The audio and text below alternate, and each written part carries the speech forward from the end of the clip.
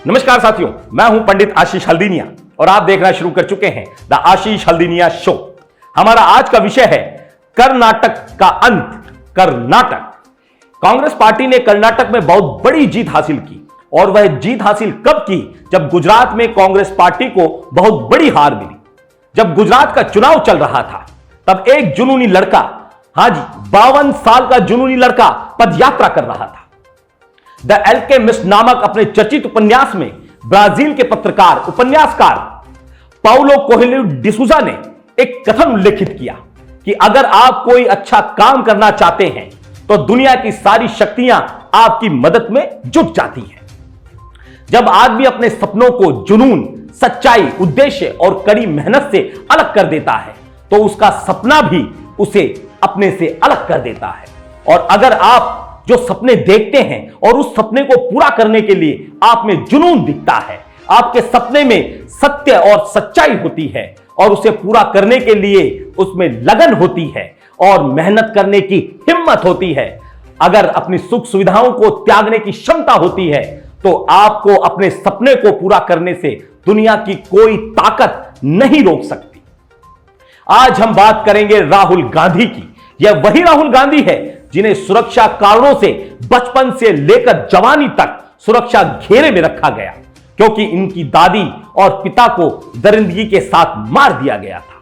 वही राहुल गांधी जब बड़ा हुआ और भारत की राजनीति में आया तो उसके विरोध में संसार का सबसे महंगा कैंपेन चलाया गया जिसमें उसे बेचारा, मूर्ख, पप्पू, नासमझ ऐसे हजारों कुनाम देकर उसकी छवि को खराब करने का प्रयास किया गया और अब तक वह प्रयास जारी है।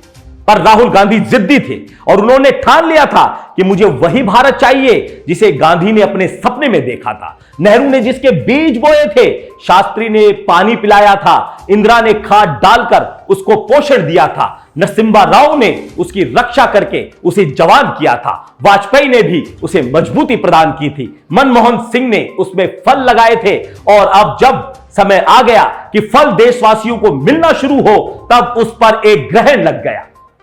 उसकी मेहनत के मीठे फल को अडानी जैसे कुछ लोगों को सोने की थाली में परोसकर गरीबों का हक मारकर मानवता को झुठलाकर परोस दिया गया। पर राहुल नाम के जिद्दी बालक ने, जिसकी जिद थी कि यह फल समान रूप से बगैर किसी भेदभाव के पूरे भारत के नागरिकों को मिलना ही चाहिए और इसके लिए जब सर्वप्रथम उसे यह भान हुआ कि यह सारा काम उसको अकेले ही करना है तब वह खुद को ढूंढने के लिए निकल पड़ा। ट्रेन में बगैर कैमरामैन की यात्रा की, बगैर कैमरामैन के कैलाश चला गया और जब खुद को ढूंढ लिया तब वह भारत की जनता और देश के नागरिकों को समझाने के लिए एक यात्रा के माध्यम से निकल पड़ा। एक यात्रा की शुरुआत की और यह वही यात्रा है जिसका परिणाम आज हम देख रहे हैं। एक लंबी चलने वाली लड़ाई के पहले दौर में इस अकेले आदमी ने कर्नाटक जिताकर दिखा दिया। क्या अब भी आप इस 52 साल के नौजवान को कोई बधाई, यश और उसका आभार नहीं करना चाहेंगे? उसकी हिम्मत की दात नहीं देंगे? उसकी तरफ एक बार जी भरकर नहीं देखेंगे? क्या आपको उसकी आंखों में आंखें डालकर मुस्कुराएंगे नहीं?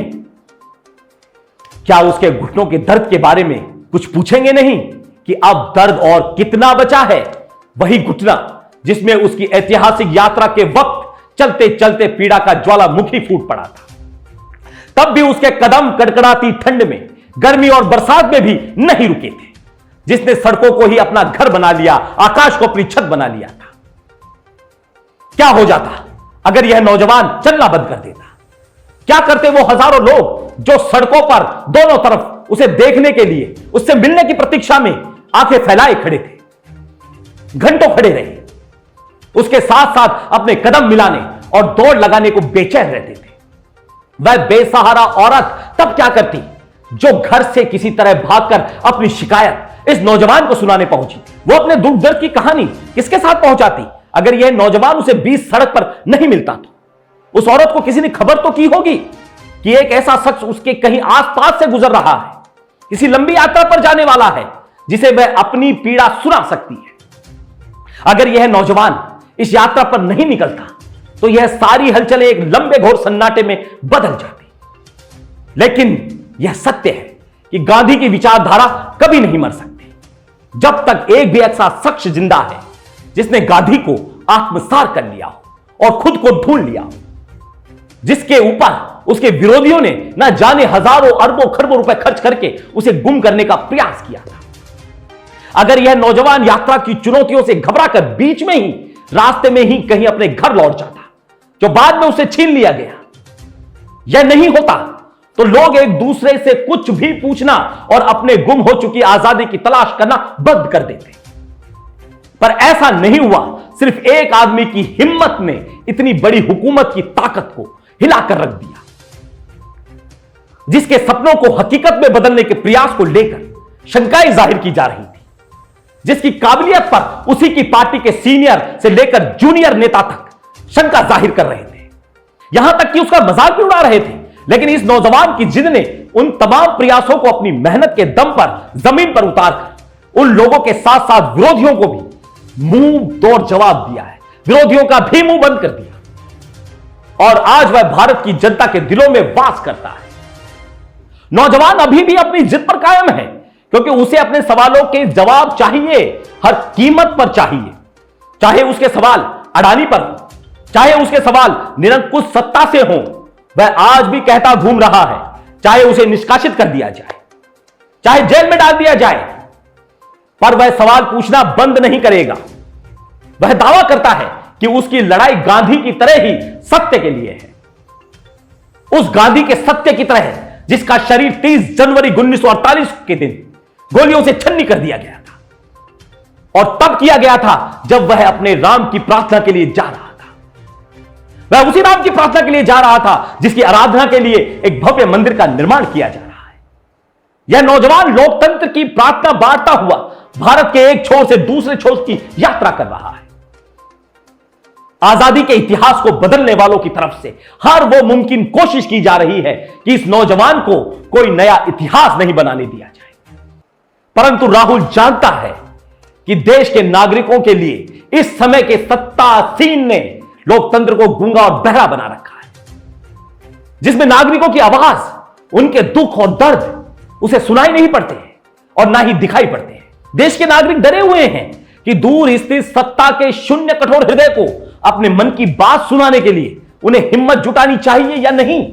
अधिकांश नागरिक या तो मूर्ख दर्शक बनकर चुपचाप अपनी तकलीफों को झेल रहे हैं, या कुछ नौजवानों को जिन्हें धर्म की घुट्टी पिलाकर अपने भ्रम जाल में फंसाकर उनसे आज्ञा पालक समाज के बंधुआ मजदूरों की तरह कार्य करवाने को मजबूर किया जा रहा है। इन्हीं परिस्थितियों में नौजवान नागरिकों को राहुल गांधी समझा रहा है कि लोकतंत्र के इस बहरेपन में सामने खड़े होकर साहस के साथ बोला गया शब्द सत्ता की चट्टानों तक सीधे नहीं पहुंच सकता। इसलिए बोले जाने वाले प्रत्येक शब्द को चट्टानों तक पहुंचाने का मार्ग यात्रा है, क्योंकि यात्रा के दौरान बोले गए प्रत्येक शब्द किसी बड़े अंधेरे, ज्ञात अज्ञात, जल स्रोत, झाड़ियों और पशु पक्षियों यानी कि ब्रह्मांड के आसपास की से परिपूर्ण छोटे से छोटे अंश को भी गुंजायमान करता है। और यह वही कर सकता है जिसने खुद को ढूंढ लिया, और राहुल गांधी ने यह साबित कर दिया है कि आज भी भारत में खुद को ढूंढा जा सकता है, और जिसने खुद को ढूंढ लिया वह भारत के दर्द को कम करने के लिए कठिन से कठिन कार्य भी हंसते हुए विपरीत परिस्थितियों में पूरा कर सकता है। आज इस वीडियो को बनाने का उद्देश्य सिर्फ यही है कि 2012 से लेकर 2022 तक का जो 10 वर्ष का समय काल था, आप याद कीजिए, सत्ता के लालची मनुष्य अपने लालच को पूरा करने के लिए चाहे कुछ भी करें, पर सत्य हमेशा सत्य ही होता है। और यह उतना ही बड़ा सत्य है कि राहुल हमारे देश के भविष्य को खुशहाली के रास्ते पर ले जाने में सक्षम है। हमारे आने वाली पीढ़ियों के भविष्य को खुशहाल भारत मिले, इसका सपना देखते हैं और उसे पूरा करने के लिए हमेशा तत्पर भी रहते हैं। आज का वीडियो उन्हीं को समर्पित है।